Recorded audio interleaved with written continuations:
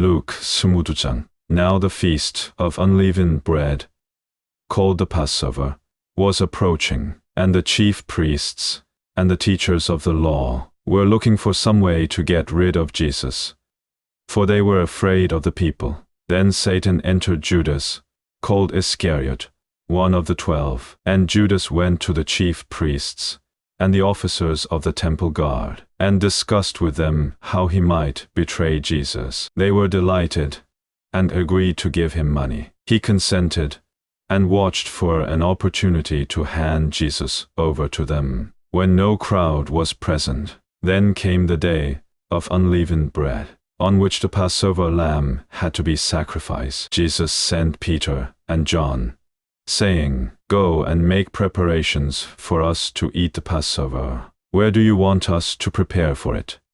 They asked. He replied, "As you enter the city, a man carrying a jar of water will meet you. Follow him to the house that he enters, and say to the owner of the house, 'The teacher asks, where is the guest room, where I may eat the Passover with my disciples?' He will show you a large upper room, all furnished. Make preparations there." They left and found things just as Jesus had told them. So they prepared the Passover. When the hour came, Jesus and his apostles reclined at the table, and he said to them, "I have eagerly desired to eat this Passover with you before I suffer.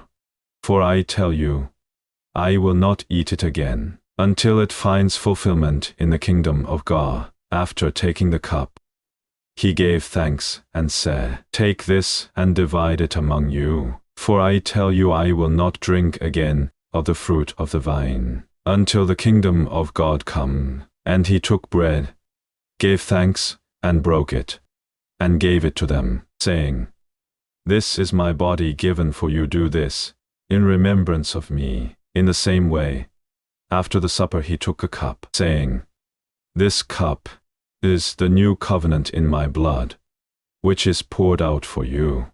But the hand of him who is going to betray me is with mine on the table. The Son of Man will go as it has been decreed, but woe to that man who betrays him." They began to question among themselves which of them it might be who would do this. Also a dispute arose among them, as to which of them was considered to be greatest. Jesus said to them, "The kings of the Gentiles lord it over them, and those who exercise authority over them call themselves benefactors. But you are not to be like that. Instead, the greatest among you should be like the youngest, and the one who rules like the one who serves. For who is greater, the one who is at the table, or the one who serves?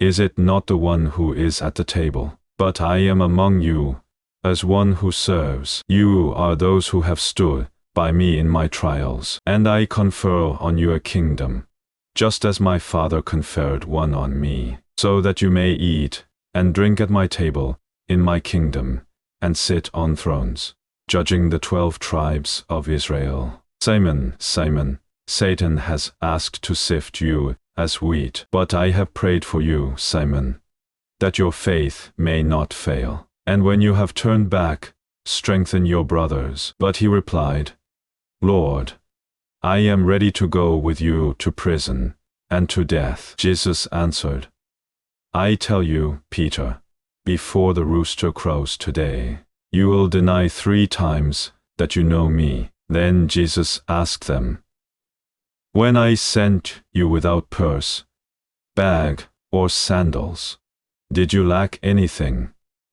"Nothing," they answered. He said to them, "But now, if you have a purse, take it, and also a bag, and if you don't have a sword, sell your cloak, and buy one. It is written, 'And he was numbered with the transgressors.' And I tell you that this must be fulfilled in me." Yes, what is written about me is reaching its fulfillment. The disciples said, "See, Lord, here are 2 swords." "That is enough," he replied. Jesus went out, as usual, to the Mount of Olives, and his disciples followed him. On reaching the place, he said to them, Pray that you will not fall into temptation. He withdrew about a stone's throw beyond them, knelt down, and prayed, Father, if you are willing, take this cup from me, yet not my will, but yours be done.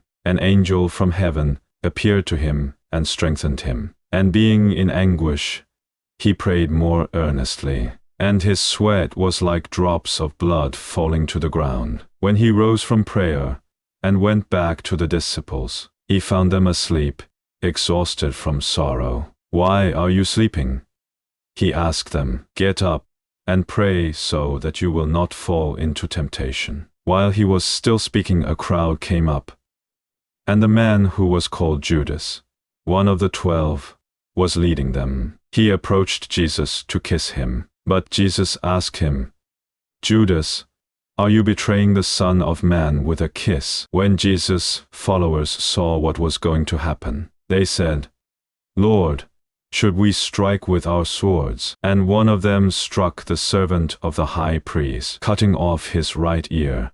But Jesus answered, No more of this. And he touched the man's ear and healed him. Then Jesus said to the chief priests, the officers of the temple guard, and the elders who had come for him, Am I leading a rebellion, that you have come with swords and clubs? Every day I was with you in the temple courts, and you did not lay a hand on me. But this is your hour when darkness reigns. Then seizing him, they led him away and took him into the house of the high priest. Peter followed at a distance. But when they had kindled a fire in the middle of the courtyard, and had sat down together, Peter sat down with them. A servant girl saw him seated there in the firelight. She looked closely at him and said, This man was with him. But he denied it. Woman, I don't know him, he said. A little later someone else saw him and said,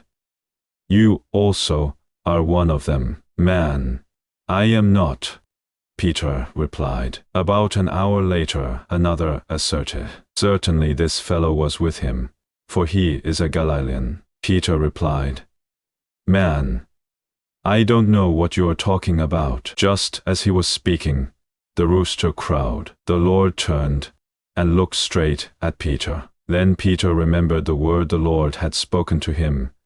Before the rooster crows today, you will disown me 3 times. And he went outside and wept bitterly. The men who were guarding Jesus began mocking and beating him. They blindfolded him and demanded, Prophecy, who hit you? And they said many other insulting things to him. At daybreak the council of the elders of the people, both the chief priests and teachers of the law, met together. And Jesus was led before them. If you are the Christ, they said, Tell us. Jesus answered, If I tell you, you will not believe me, and if I asked you, you would not answer. But from now on, the Son of Man will be seated at the right hand of the mighty God. They all asked, Are you then the Son of God? He replied, You are right in saying, I am. Then they said, Why do we need any more testimony? We have heard it from his own lips.